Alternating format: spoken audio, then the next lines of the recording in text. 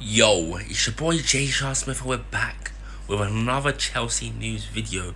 Before we get into this video though, please, I want you to like the video, I want you to subscribe, and I want you to comment down below your favourite Chelsea player. If you're a Chelsea fan, if you're not a Chelsea fan and you're a pagan, carry on watching, you might like the video, you know what I'm saying? So now that you've done all the good stuff, wait, have you done all the good stuff? You have? Okay. Now that you've liked all of that, let's get straight into the first. Let's get straight into the first bit of news. First of all, it's the biggest news. Everyone knows what's happening now. It's been announced. Lukaku's here.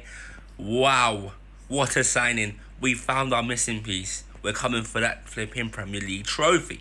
Yes, we are going to win. If you don't believe me, you're wrong. Do you know what I'm saying? It's happening. We're going to win the Champions League trophy and the Premier League trophy. Okay, all jokes aside, let's not get too ahead of ourselves. I think we're seriously going to challenge for the Premier League. I think the top two will be City and Chelsea battling it out. I'm not sure about Man United. I think Man United may or may not be in there. Liverpool also may or may not be in there. But I really think we might get one of them top two places. Hopefully number one. Lukaku's a beast, bruv. This is one of the most gifted strikers in the world right now. One of the most prolific. He's so good. That's all we needed, because if you're a Chelsea fan, last season we made way too many chances and didn't finish them off. And now we found a man that will finish them off. Yeah? Romelu, Lukaku, Bolingoli. Great, it's great. I'm happy. There's nothing to complain about. Like, this is just something I'm so happy about. Do you know what I'm saying? This is fantastic. Welcome to the club, Romelu. But I've also been hearing what number he's gonna get. What number is he gonna get? I think, well, I'm hearing that he's going to get 18 because that's what he had when he was at Chelsea the first time. But then I also heard the second time. When he was at Chelsea the first time at 18, right? And then people are saying give him the number 9 because obviously Tammy has it currently and he looks to be on the way out. But it's a bit tricky because I haven't seen much things progressing. Obviously, there's still a lot of time for things to progress. But like, you can't just taking it off him just like a statement to him that we don't really want you here. Like, do you know what I'm saying? Like, taking a number off a player and putting it on someone else, it's just a bit rude, you know what I'm saying? I feel like it's most likely the 18, and if Tammy is to leave, we'll give him the number 9 next season, or maybe somewhere halfway through the season or something like that. But right now, that number 19 belongs to Tammy Abraham, do you know what I'm saying? Number 19.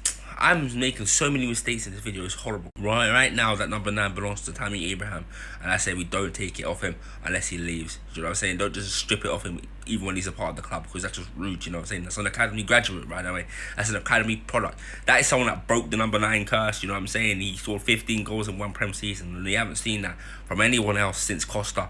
Do you know what I'm saying? So please, don't disrespect my man Tammy. If he wants to stay, let him stay. If he wants to go, let him go. Do you know what I'm saying? But don't strip his numbers and all that. It's all mad. But yeah, we've got Lukaku. He doesn't start against Crystal Palace. Crystal Palace is our first game, which is actually tomorrow. I'm recording this on Friday.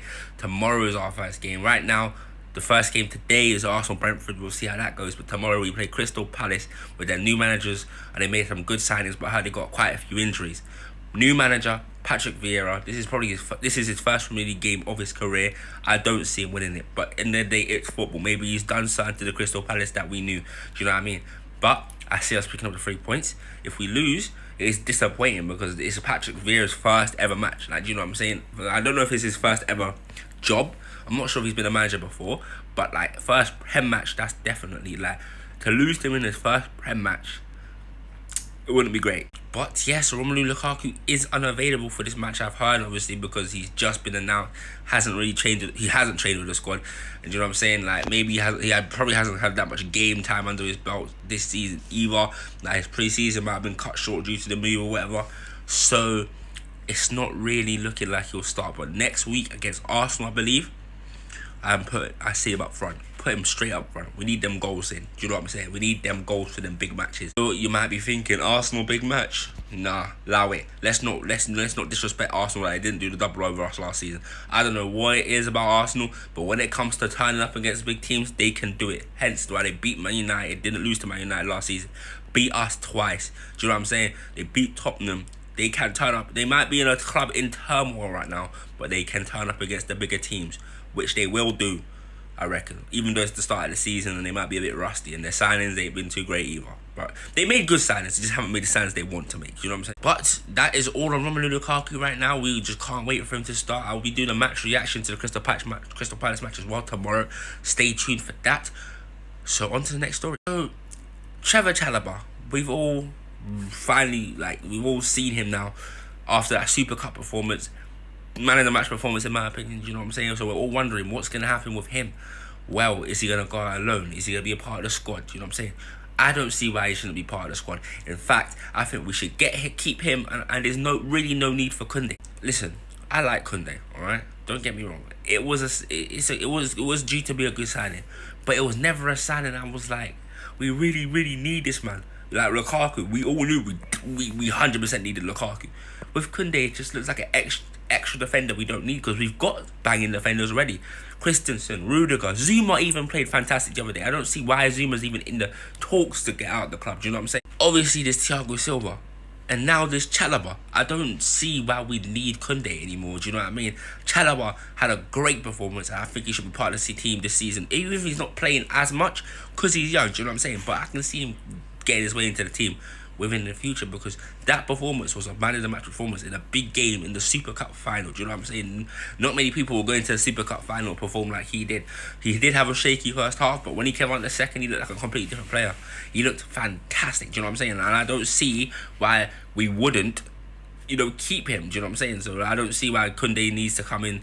That deal looks like it's being dragged out anyway. There's not even any agreements or nothing. Just Kounde said he will do it on personal terms, but that's just a verbal agreement on personal terms. You know what I'm saying? It could be longer with the personal terms. So I don't even see why we need to get Kounde. I say we keep Chalobah off that performance and just like see how it goes with him. Do you know what I'm saying? There's no you might as well try it. Do you know what I'm saying? You might as well try it. I don't think he'll start against Crystal Palace. If he does start at Crystal Palace and he has another great game, that's a headache for Tuchel, because if he has another great game, I don't see why Kounde should come in. We've got like 6 defenders already. Do you know what I'm saying? Aspie can play centre back, Rudiger, Zuma, Thiago Silva, Chalobah can play centre back. So you know what I'm saying? Christensen, did I say Christensen? Do you know what I'm saying? We got a lot of defenders. We don't need Kounde, I'm afraid. I see this Kounde deal being dragged out even more anyway. So it's like, finally, I'm going to do a little Crystal Palace match prediction. I see us winning this smoothly. As we know, without Lukaku, of course, Chelsea aren't a team with many goals in them. I see about a 2-0 win. I reckon, depending on the lineups, I reckon like Havertz, and if Pulisic starts, I reckon Pulisic can pop a goal in there. If not Pulisic, who would score if it's not Pulisic? I reckon, I want to say Werner. I really want to say Werner, but we know that we can never put our money on Werner. But I'm going to go Werner and Havertz, 2-0. If we score tomorrow. When we play tomorrow. Prediction. But yeah, that's going to be the end of the video. And I will be back tomorrow with the match reaction. Make sure you stay tuned for more Chelsea news if there is any. But we're coming to the business end of the transfer window, so it's going to slow down when it comes to Chelsea news. Do you know what I'm saying? But I will see you guys in the next video. Goodbye.